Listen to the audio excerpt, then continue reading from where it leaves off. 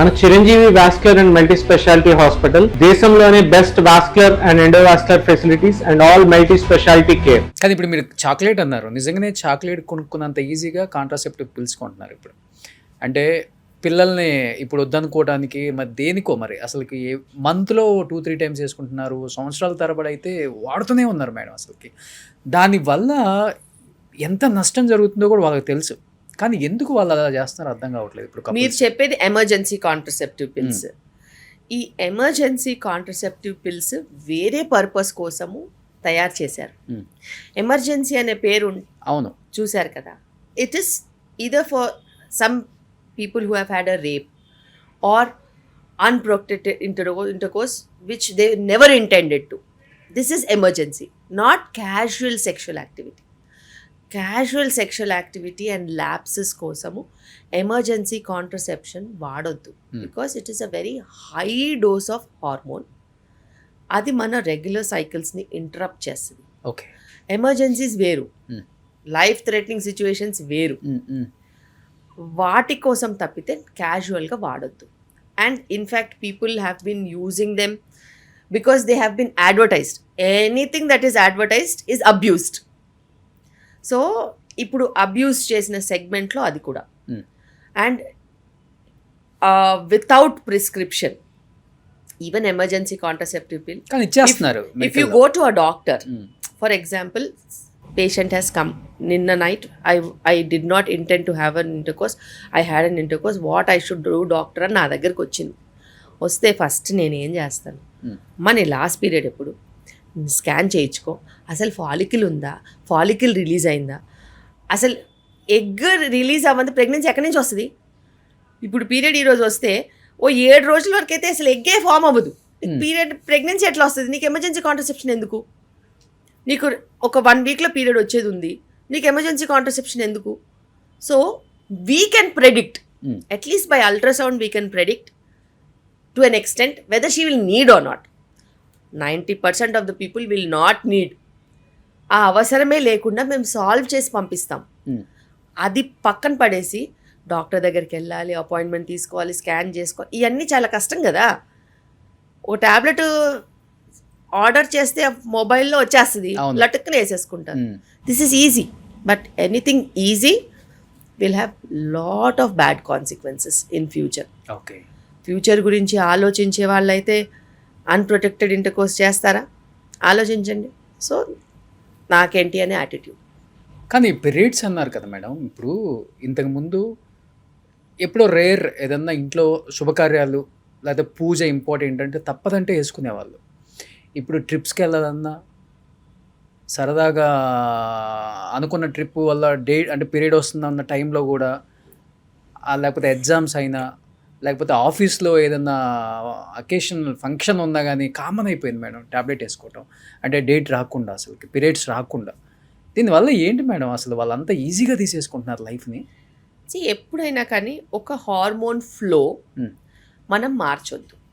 Hormone flow గనక మనం మార్చినట్టు అయితే అది మనకి ఎదురు దెబ్బ కొడుతుంది. పద్ధతిగా రెగ్యులర్గా పీరియడ్స్ అవుతున్నప్పుడు నీకు ఏదైనా సోషల్ ఈవెంట్స్ ఉంటే ఆ డేట్స్ ప్రకారం మార్చుకోవాలి తప్పితే సోషల్ ఈవెంట్ ప్రకారం మనం డేట్స్ మార్చొద్దు. బికాజ్ అది ఒక అలవాటు అయిపోద్ది మళ్ళీ. ఎందుకంటే సోషల్ ఈవెంట్ లైఫ్లో ఒకటే ఉంటుందా? ఉండదు కదా, రెగ్యులర్గా వస్తూనే ఉంటాయి. సో ఒకవేళ మనం అట్లా మెడిసిన్స్ తీసుకొని మార్చినట్టు అయితే మన నెక్స్ట్ సైకిల్స్లో కన్ఫ్యూజన్ క్రియేట్ అవుతుంది. కన్ఫ్యూజన్ క్రియేట్ అయ్యి కొంతమంది రెగ్యులర్ సైకిల్స్ ఉన్న వాళ్ళకి ఇంకా లైఫ్ లాంగ్ ఇర్రెగ్యులర్ అవుతుంది.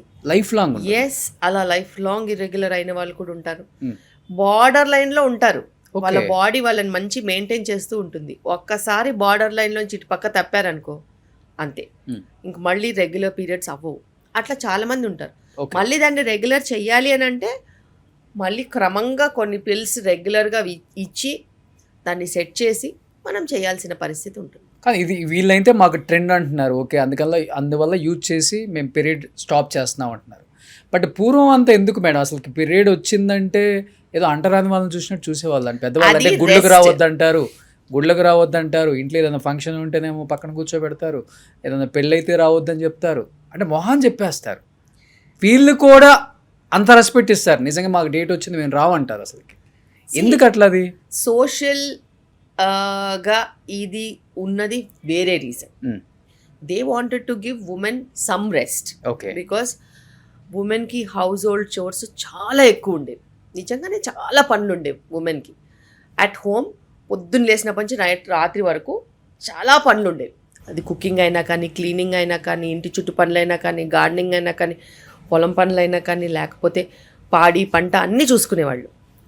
ఇవన్నిట్లో నుంచి అట్లీస్ట్ ఒక 2 to 3 days 4 days అన్నా వాళ్ళకి రెస్ట్ ఇద్దామని చెప్పేసి వాళ్ళకి ఆ ప్రొసీజర్ పెట్టారు, just to take them of all these hands on things. Okay. అది వెళ్ళి వెళ్ళి వెళ్ళి చాగస్తం కింద ఏదో రకంగా వేరేగా మారిపోయి అంటరాంతనంలాగా తయారైంది. But that was not the purpose for that. And energies డిఫరెంట్గా ఉంటాయి, మూడ్స్ డిఫరెంట్గా ఉంటాయి, కాబట్టి they are better by themselves to heal and to recover, because it's blood loss, they can be weak, they'll give some food for them at whatever time that they want. So అట్లా అని వాళ్ళకి recovery కోసం పెడితే దాన్ని మార్చి చాగస్తం చేశారు. Okay. ఇప్పుడు period వచ్చిన వాళ్ళు ఫంక్షన్స్కి వెళ్ళొచ్చు, టెంపుల్స్కి వెళ్ళొచ్చు. ఇన్ కేస్ టెంపుల్లో వచ్చింది అనుకోండి, యాక్చువల్గా ఎక్కడ ఏ నియమ నిబంధనలు లేవు.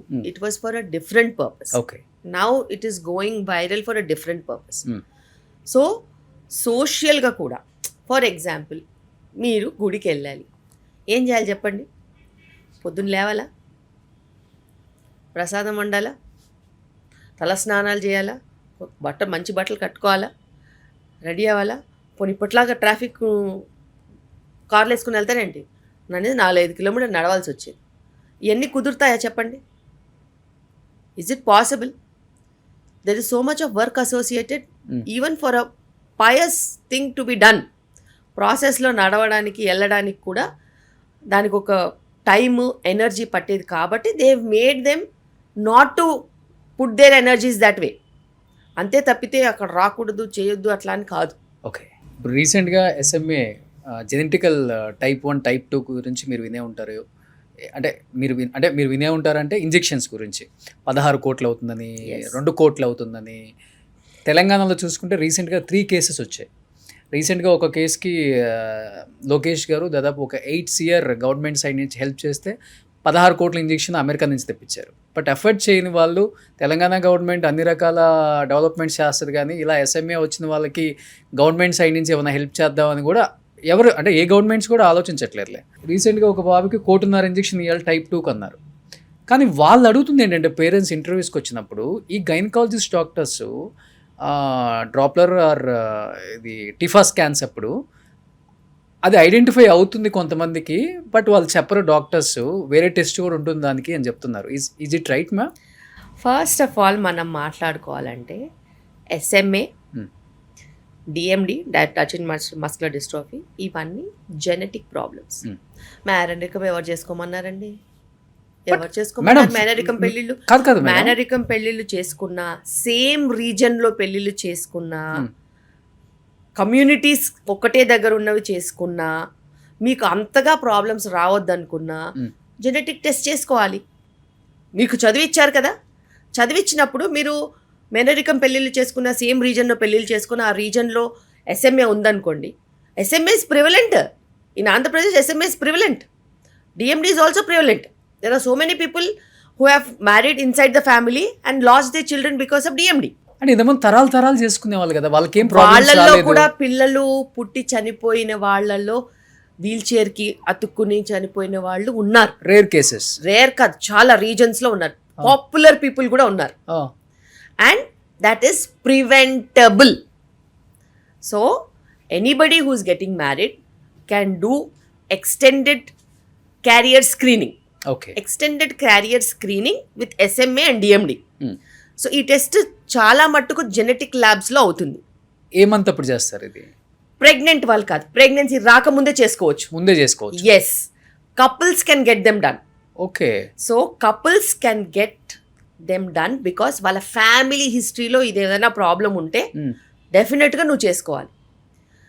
Extended couple carrier screening if it is couples, okay. Extended carrier screening if it is single, along with DMD and SMA.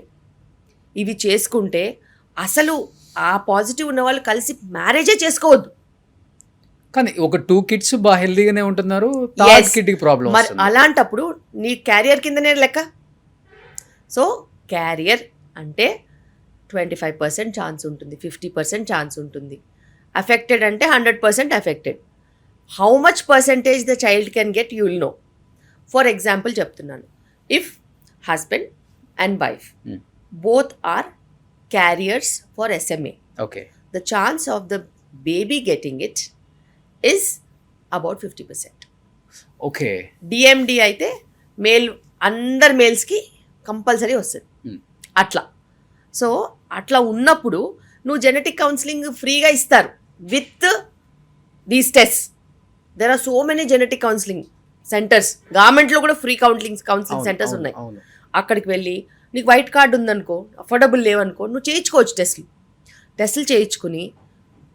Private labs కూడా టెస్ట్లు అయిపోయిన తర్వాత ఫ్రీ జెనెటిక్ కౌన్సిలింగ్ ఇస్తారు. If you both are carriers and you're already married, then నువ్వు ఏం చేయాలంటే either 2 వేస్ ఉంటాయి. ఒకటి IVFకి వెళ్ళి ప్రతి ఎంబ్రియో, ఓకే, ఫామ్ అయిన ఎంబ్రియోని టెస్ట్ చేసుకుని అన్ఎఫెక్టెడ్ ఎంబ్రియోని ట్రాన్స్ఫర్ చేసుకోవచ్చు. ఓకే, లేకపోతే ప్రెగ్నెన్సీ వచ్చిన తర్వాత CVS అనే ఒక టెస్ట్ ఉంటుంది 11 to 12 వీక్స్ అప్పుడు. లేకపోతే ఆమ్నియోసెంటసిస్ ఉంటుంది 16-18 వీక్స్ లోపు ఆ టైంలో. ఓకే, అది మనము ఉమనీర్ అన్నా ప్లసెంటా అన్న టెస్టింగ్కి పంపిస్తే, కొరియానిక్ వెళ్ళే శాంప్లింగ్ అన్నా ప్లసెంటా అన్న టెస్టింగ్ పంపిస్తే SMA DMB ఈజీగా డిటెక్ట్ అయిపోతాయి. ఓకే, పోనీ ఏ క్యారియర్ ఉన్నా, SMA DMDయే కాకుండా if you have any genetic problems in the family, పోనీ థాలసీమియానే అనుకోండి, ఇంకేదన్నా అనుకోండి, మనం ఈజీగా డిటెక్ట్ చేసుకోవచ్చు. అండ్ ఒకవేళ బేబీ అన్ఎఫెక్టెడ్ అంటే కంటిన్యూ చేసుకోవచ్చు, అఫెక్టెడ్ అంటే సివియారిటీని బట్టి మీరు ప్లాన్ చేసుకోవచ్చు. Okay. So there are treatments which you can do before and after. Awareness అందరికీ ఉంది. గుడ్డిగా మేనరికం పెళ్ళిళ్ళు ఇంకా చేసుకుంటారు, చేసుకోండి, ఎవ్వరు వద్దనట్లేదు. కానీ క్యారియర్ స్క్రీనింగ్ మీకు పెళ్లి చేసుకోవాలంటే కనీసం 10 లక్షలు ఖర్చు వస్తుందా? మరి నీ క్యారియర్ స్క్రీనింగ్కి డబ్బులు పెట్టడంలో ఏంటి problem? If you really want to get married, you do your testing. Don't put money in social structures, put money where it is needed. అంటే మేనరికం అంటే ఎట్లా మేడం? 1 తరం 2 తరాలు 3 తరాలు అంటారు కదా, ఏ తరం కూడా చేసుకోవద్దు. ఏదైనా మేనరికమే, చేసుకోవద్దని నేను చెప్పట్లేదు. టెస్టులు చేసుకోండి, మీకు జెనెటిక్గా ఏ ప్రాబ్లమ్స్ లేవంటే చేసుకోండి. ఓకే.